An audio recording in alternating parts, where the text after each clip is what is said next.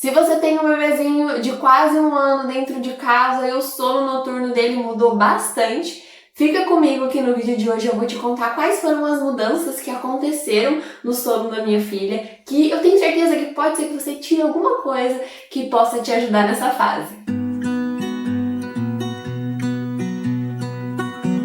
Seja muito bem-vinda a mais um vídeo aqui no canal. Eu me chamo Letícia Coutinho, sou nutricionista, também sou mãe e eu gostaria de compartilhar com vocês hoje quais foram as mudanças que aconteceram no sono da minha filha quando ela estava próxima aí de um ano, porque eu tenho certeza que alguma coisa você vai tirar de utilidade aí. 3 coisas que eram assim os pilares, as principais coisas que aconteciam no sono dela desde quando ela nasceu até próximo de um ano.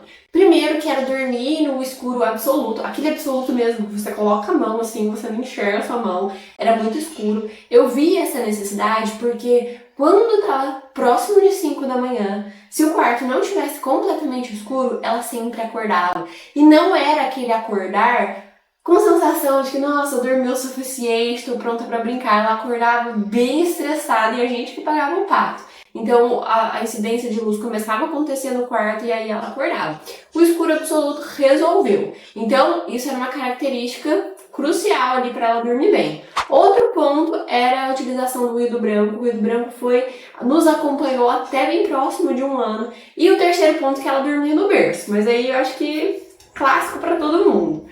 Quando ela estava bem próximo de completar um ano, o escuro absoluto começou a apresentar alguns problemas.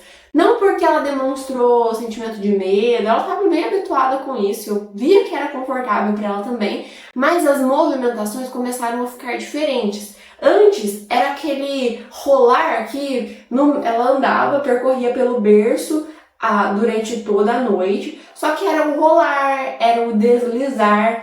Quando ela estava próximo dessa fase, ela começou a sentar e mudar de um lado para o outro. Então, se ela estava com a cabeça do lado de lá, ela sentava e queria ficar com a cabeça do outro lado.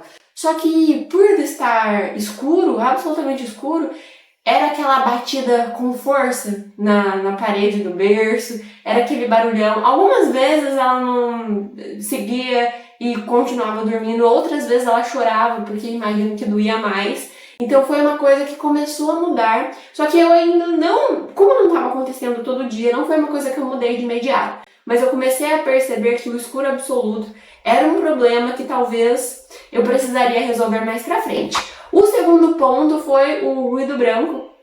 Funcionou muito bem pra gente. Eu até, se você é mãe e tem um bebê menor ainda, tá vendo esse vídeo? O ruído branco ele é muito eficiente porque ele ajuda naquela fase que o bebê tá passando pelo breve despertar, então ele volta a dormir com mais facilidade. E outra coisa que também geralmente assusta os bebês são as interrupções de silêncio repentino. Eu moro numa vizinhança que tem cachorro, moto barulhenta passa, então de repente tá aquele silêncio absoluto e vem aquele barulho estridente, e na maioria das vezes assusta o bebê se ele estiver naquela fase de sono leve. Então o ruído branco ajudava muito, as noites eram maravilhosas. Só que chegou um ponto que eu resolvi testar ficar sem, ir reduzindo o volume até retirar para testar. Eu queria sentir como que o sono dela reagiria. E foi tudo bem, ela já estava numa fase de sono mais maduro, então não vi diferença, ela continuou dormindo bem na madrugada mesmo sem ruído branco. E o terceiro ponto que era o berço.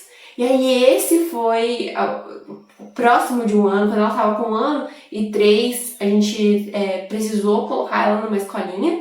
E aí lá na escolinha a dinâmica de dormir é diferente, então é num colchãozinho, num tatame, coisas que a criança tem autonomia de entrar e sair.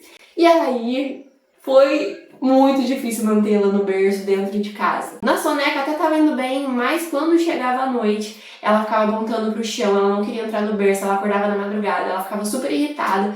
Até que chegou uns dias que eu falei assim, vou testar colocar o colchão dela no chão, e ela dormiu super bem a noite inteira com os episódios no colchão no chão, mas eu falei, eu não posso ficar deixando a menina dormir com o colchão no chão, preciso resolver. O berço dela se transformava em caminha, só que fica com aqueles pés mais altos de berço mesmo, então ela não tinha maturidade para isso ainda. Rolou do berço, caiu no chão.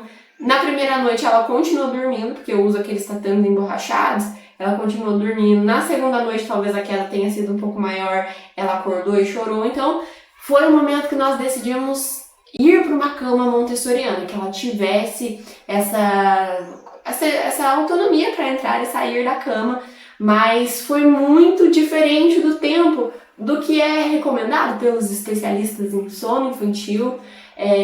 Geralmente fala-se que a criança está pronta para ir para a cama quando está próxima de 3 anos, mas assim, estudo científico, tudo isso vem para nos dar um norte. Mas você que é mãe, assim como eu, sabe que ninguém conhece melhor o seu filho do que você mesmo.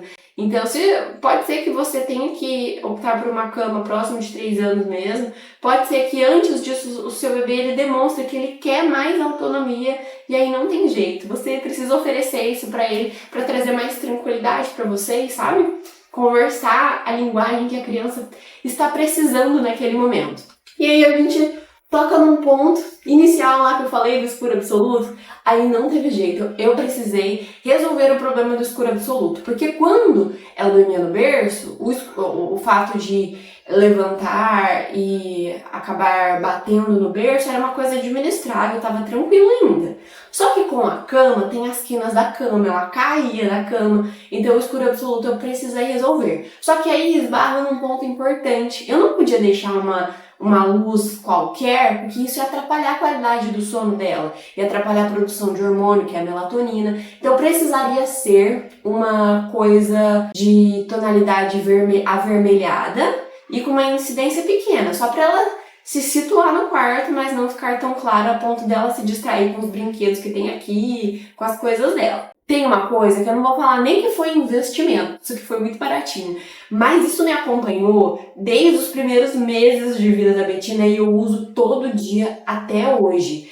Nos primeiros meses, eu fiz um vídeo aqui no canal falando dos utensílios que me ajudaram a fazer com que a Betina aprendesse a dormir sozinha. Esse é um deles. Se você ainda não viu esse vídeo, eu vou deixar na descrição aqui desse vídeo para você assistir depois, que é realmente muito bom.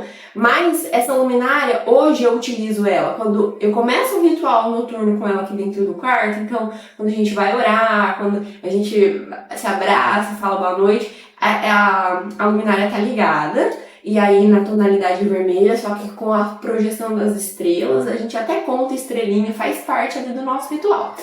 E quando eu dou boa noite, eu falo agora você vai dormir, eu coloco paninho, alguns tecidos aqui em cima para que as estrelinhas não fiquem projetando, mas também para que a incidência de luz fique bem baixinha. Então fica aquela coisa assim que ela consegue visualizar, mas quase nada. A vantagem dessa luminária é que ela tem várias cores. Então ela gira, ela tem vermelho, verde, azul, mas já se sabe que a que menos impacta a produção de melatonina é de cor vermelha. Então se você está procurando uma luzinha aí para colocar no quarto do seu filho, a vermelha, depois a amarela são as mais indicadas. Mas essa luminária aqui, gente, sério, como eu disse, não vou falar em investimento porque ela é muito baratinha, mas vale super a pena. Então as coisas que mudaram na dinâmica do sono foi com relação à luminosidade. Isso me ajudou até quando a gente está no contexto fora de casa. Então nos hotéis, quando a gente vai dormir na casa dos familiares, ninguém tem um quarto tão escuro quanto nós. Então isso foi útil. Ter ela com um sono mais maduro permitiu que ela dormisse muito bem também fora desse contexto do breu que era aqui em casa. Então, luminosidade hoje é diferente.